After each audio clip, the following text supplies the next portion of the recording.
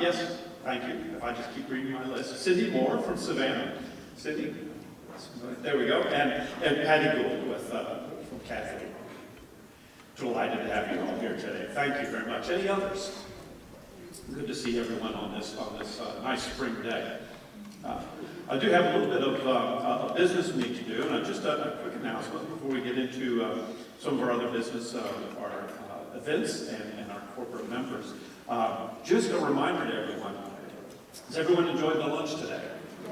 Yes. Yeah, we're just delighted to have Annette McCrae to be able to do this for us. But it is really important, and we need to continue to stress again that we not only for our lunches, but also for the setup here in the church, we do need to have reservations ahead of time. So we do need to know who is coming so that we can prepare for that, and so that the society can prepare and pay for it and make sure that we have our meals for everyone. And these are delightful, and we're really glad. So again, just want to stress to everyone, please, we do need to know ahead of time reservations. It helps on so many fronts with this, but absolutely critical to our budget and the wise use of our dollars here for this site, and to make sure that we have the chairs and the comfort level that everyone needs for the program. So those are easy to do and always on the fourth month, so make sure and put that on your calendar to help remind us to call in for those reservations so we get an accurate count each time. With that, then, I'm going to turn this over to Jan Waters for Friday announcements and program.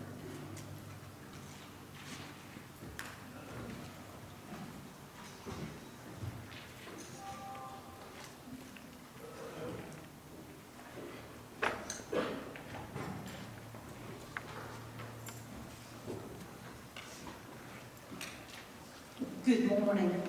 It is so wonderful to see a full room again.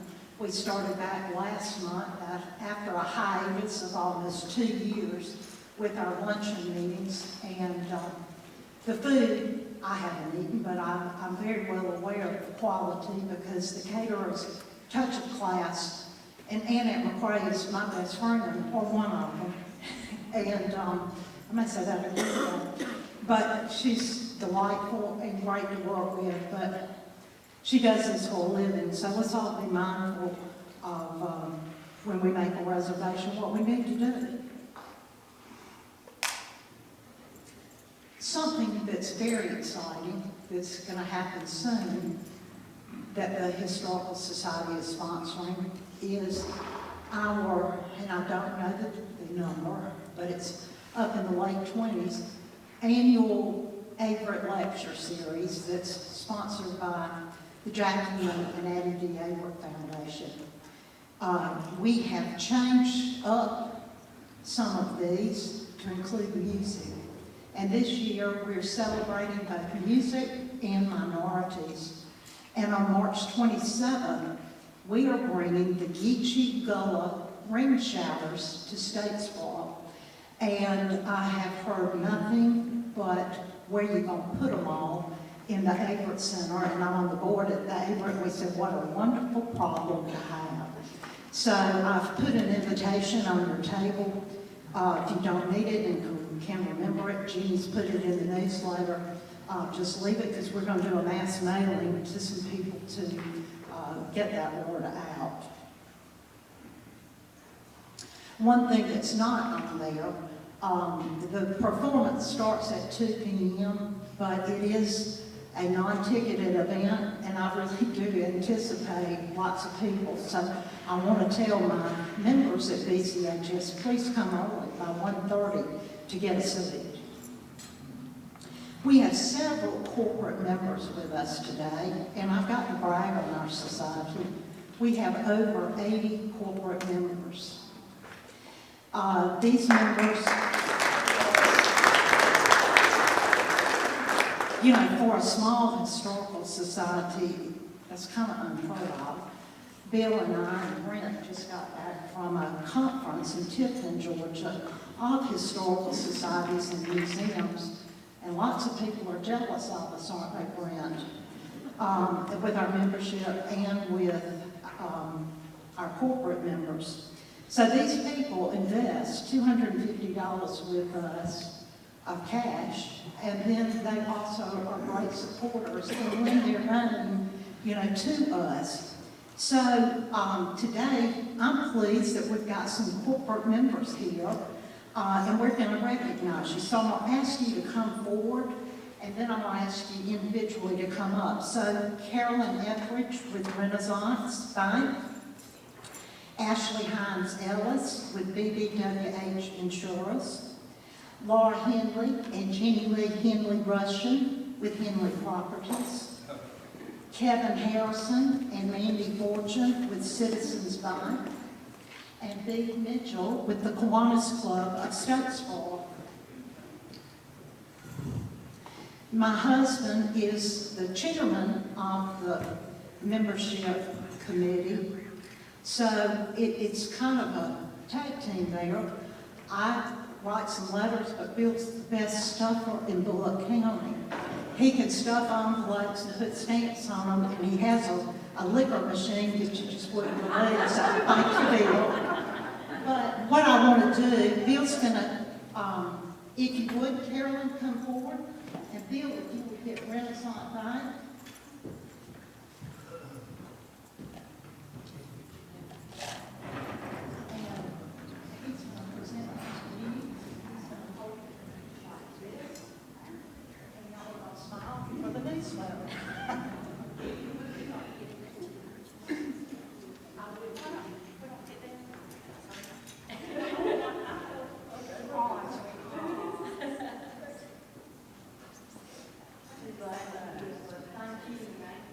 Renaissance Bank is a corporate, charter corporate member. And next we have my other cousin, Ashley Hines Ellis. I'm kin to her through both Hines and through the Youngmans, through both Sarah and Jay. So she's very special to me.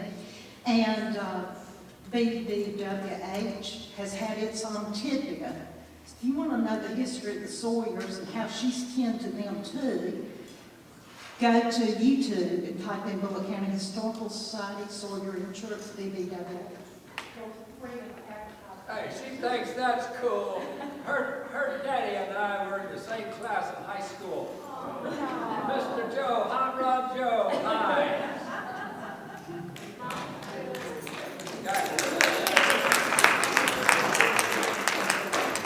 And next we have two lifelong friends of mine. I was in the hospital when Laura had Jenny Lee, and she kind of calls me Auntie sometimes. So with Jenny Lee, Henley Russian, and her beautiful Marla Linda Hilliard Tillman, come forward. And I'm going to let y'all take a picture with them and Bill in the middle. Okay.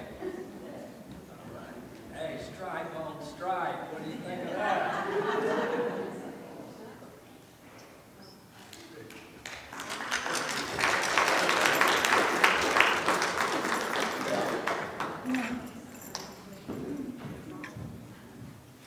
And then next, Citizens Bank, which is one of the prettiest buildings in Statesboro, in my opinion.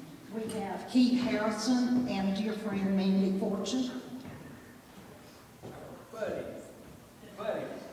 Here. Thank y'all so much for your support. One more.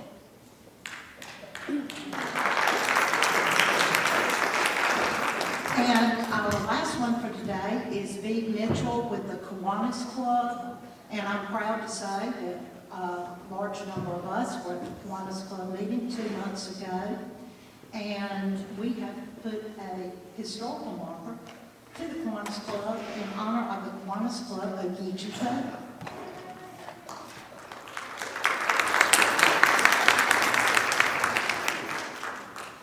You will notice every month in your newsletter that Jenny lists all these 80 people, and she's very, very happy to do so. But she has made the comment to me, Jenny, if we didn't have so many corporate members, we could put a whole other article in here. So, still pay the dues. She can do without the article. It's not often that you get to talk about in public someone that's extremely dear to you, but I have that opportunity today. Jenny was born in Columbus, Georgia, and has lived all around South Georgia growing up, as her daddy is a Methodist minister. Bet some of you didn't know that. She landed in Statesboro after she was at Wesleyan and transferred to Georgia Southern, and that's when I met Jenny. She prays that someone, I've been given that responsibility, will write her obituary, which is, I hope, is years and years away, stating that she's a native of Statesboro. She loves the borough just this much, and I'll take care of it. We all know Jenny as the editor of our beloved Statesboro Magazine. What a tremendous asset this publication is for a town of our size. It is really kind of mind-boggling. She's the smart, energetic, elegant face of the magazine. She also serves Statesboro well in the hospitality industry as both the general manager at the Fairfield Inn and then the Hampton Inn. In this role, she served on the board of the Statesboro CVB, and she was president of it twice. She's the monthly editor for Rambling Through Bulloch, the newsletter of our society. She also worked diligently for 3 years and was the editor of our last publication, The Hodges Family Murders and the Lynching of Paul Reed and Will Cato. I can't tell you how many times I said, let's go do this or that. And she said, sorry, I'm doing research on this topic. Jenny Ruth, that's what I call her, has served on the Main Street Farmers Market Board of Directors, I think since its inception. She does their marketing and their social media. She began the Write, W-R-I-T-E, Place Festival for Statesboro, which brought numerous writers from around the South to our town. This festival was held for 6 years. Most recently, she served on the board of the Averitt Center of the Arts, and in 2015, she was their president. Jenny Ruth has touched most of us in some way or another. I'm honored to call her friend, and I can't wait to see her program today. Jenny Foss.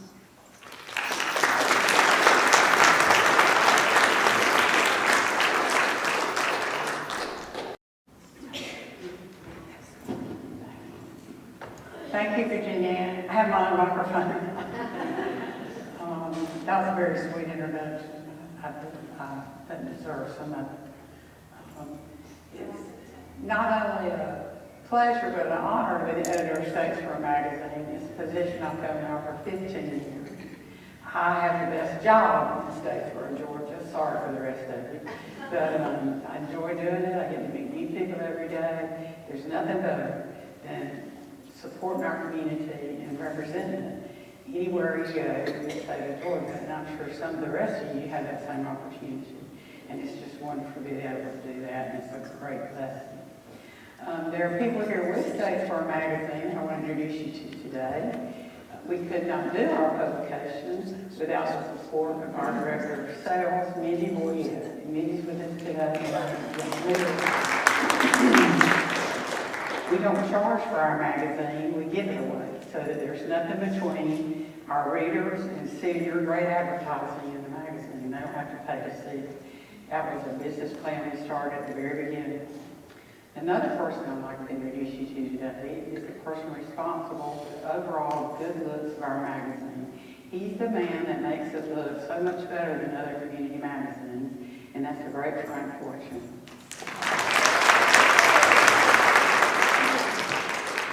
Another person important in our publication is our publisher.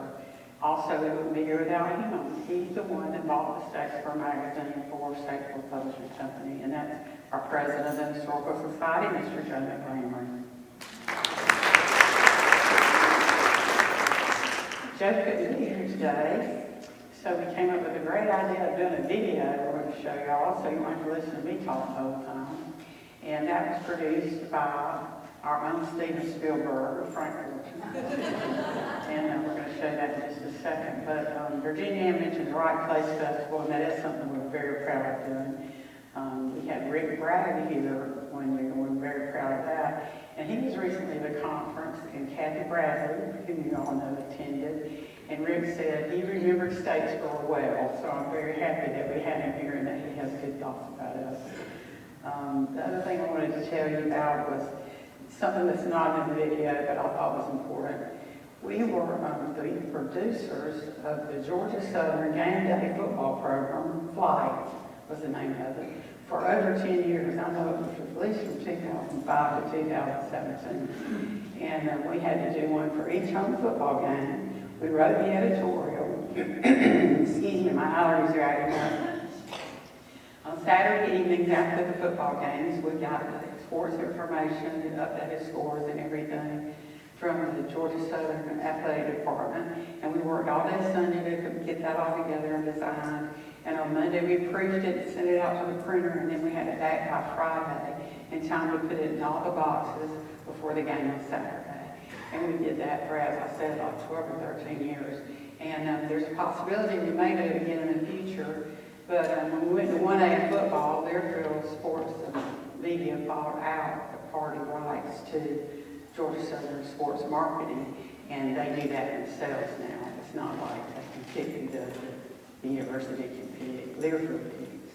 So our contract ended and we didn't do it anymore. But Terry Harvin now is in charge of Learfield, and he's a dear friend of ours. So we hope we get the opportunity to talk to him again about doing that in the future. And so now, without further ado, I'm going to introduce our video that Frank did. If you will show it in the back, I'll be quiet and I'll come watch it out if you enjoy.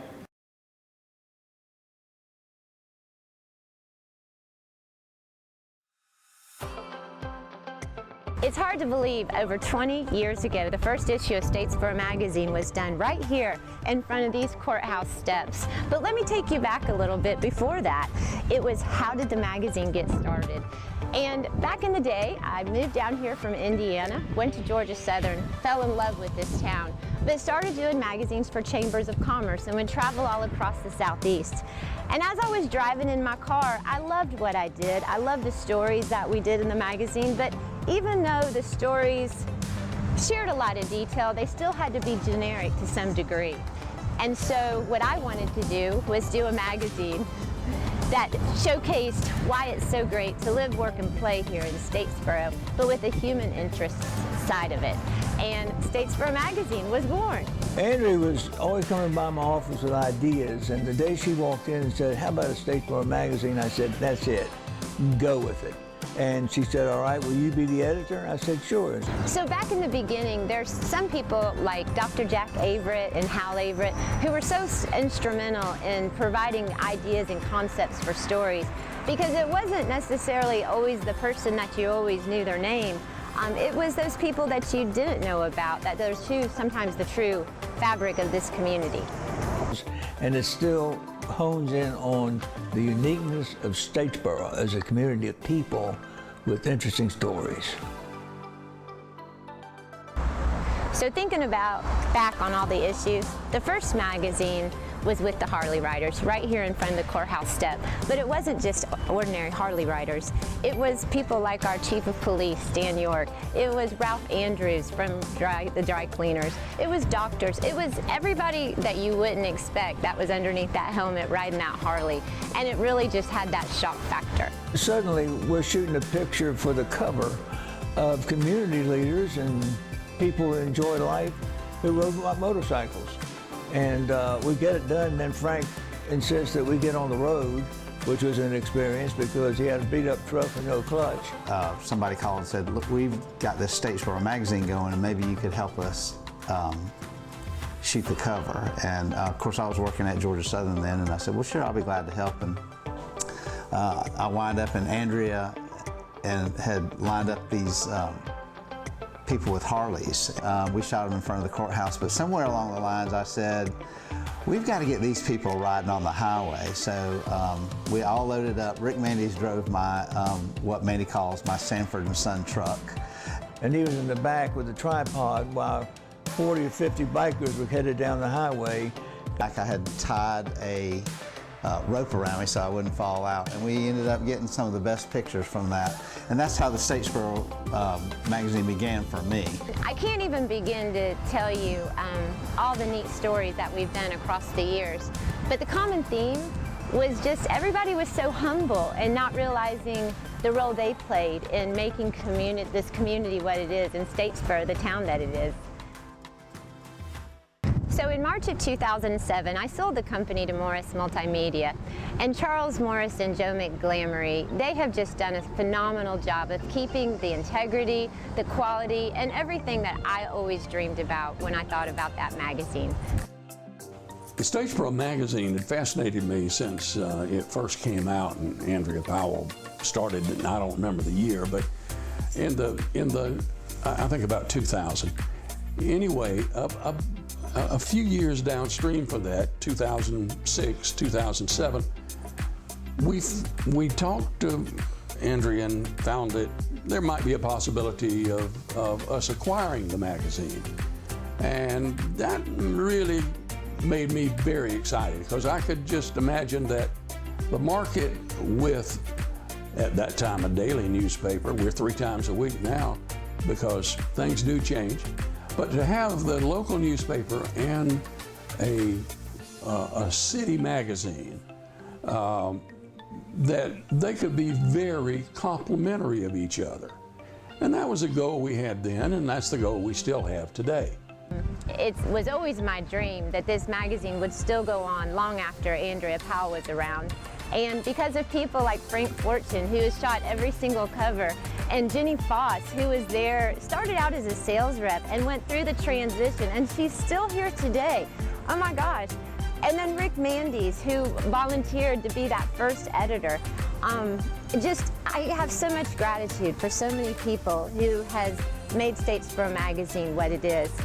The magazine, being colorful, professional, has a future that will, it's very encouraging to me to think that 20, 30, 40, 50 years from now, Statesboro Magazine will still be being published, hopefully by our company, and it will still be fulfilling a need to tell the good news of Statesboro and Bulloch County. Long before I was editor of Statesboro Magazine, I was a reader. I admired everything about the magazine and what it represented, and especially seeing friends like the Neesmiths, the sheriff and the judge playing poker, and Mr. Al Braswell and the Braswell Company. Stories about dear friends, a lot of whom are not with us anymore, but it just showed the richness of the community and how great a showcase the magazine was about the people, places, and events that make Statesboro a great place to live, work, and play. We love to highlight great events in the history of the community. That's what makes the history of the magazine important, is we showcase everything about Statesboro. And this was when the girls basketball team at Bulloch Academy were state champions. We also had a state championship cover for the SHS football team when they were state champions. We also like to focus on key individuals in the community. This was Jamila Nurse Coase when she was Star Teacher of the Year for the state. And we also have done all the university presidents.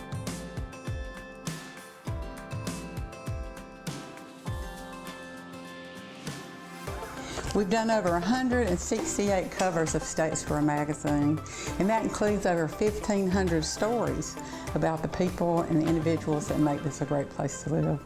Each issue has a readership of 35,000 plus people, and that seems like a lot, but when you consider there are many people in a household and each person reads it, then you can see how that factor multiplies quickly. There are over 750,000 Statesboro magazines that we have distributed in the 23 years that we've been in business. The magazine is free. We give it to the public for free. We don't have any barrier between you, your business's advertisement, and seeing it in the magazine. I'm the 3rd editor of the magazine. There have been 3 of us in the little club. Rick Mandes was number 1. Andrea's mother, Karen Powell, was number 2. And then I was hired as number 3. And I've been here for 15 years now. Statesboro Magazine's mission statement is to only share the good news about Statesboro.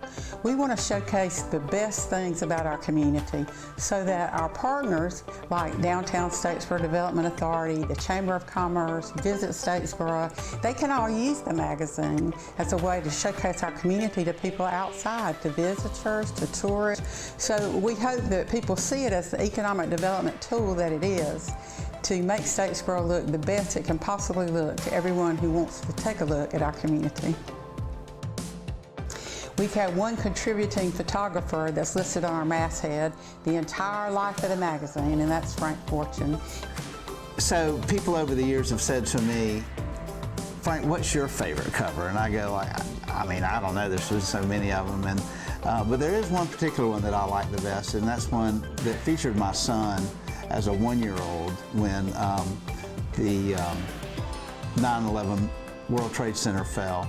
And we had a memorial out on the courthouse steps, and I took his picture, and we were looking for a cover, and there was a story inside about it. And it was him on the front cover, and it just said, "What will you remember?"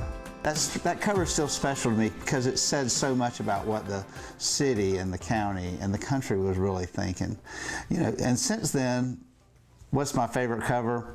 It's really what the next cover is on the next issue. I'm always just endeared to them. But as a whole, all these covers really represent my life's work.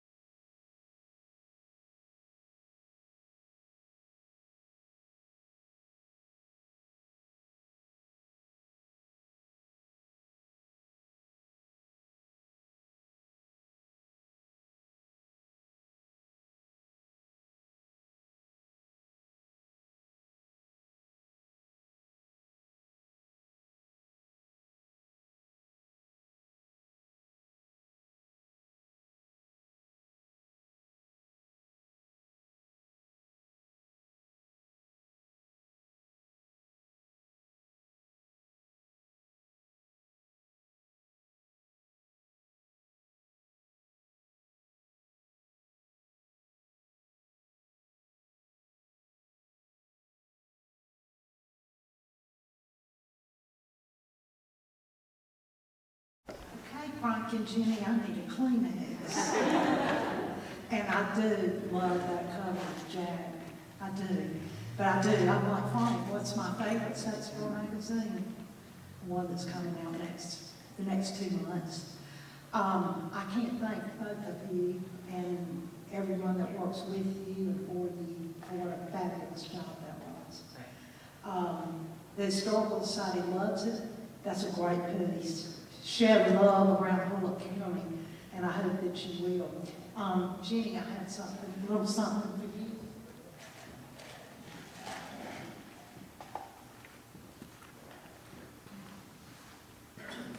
In case y'all don't know, we're pretty close. And I don't know who loves fine jewelry more, me or Jenny Ruth, but here's something that I think you'll love.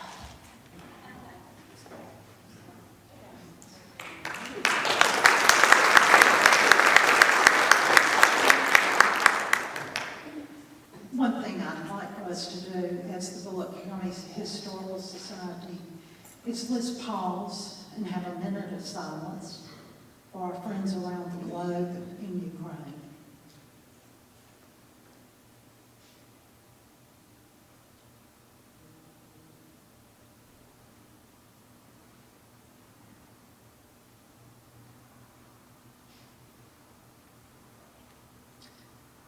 In His name, we pray. Fabulous meeting, great crowd. Next month, we've got a dear friend. He's one of my children, Matt Hubie, is going to present the history, the real history of the Bulloch County Courthouse. You don't want to miss this one. So please send me an email or a text or a phone call. If you think your emails aren't working, call me. We'll get a good list so that we can be fair to Ann. But have a fabulous week and take care. Bye.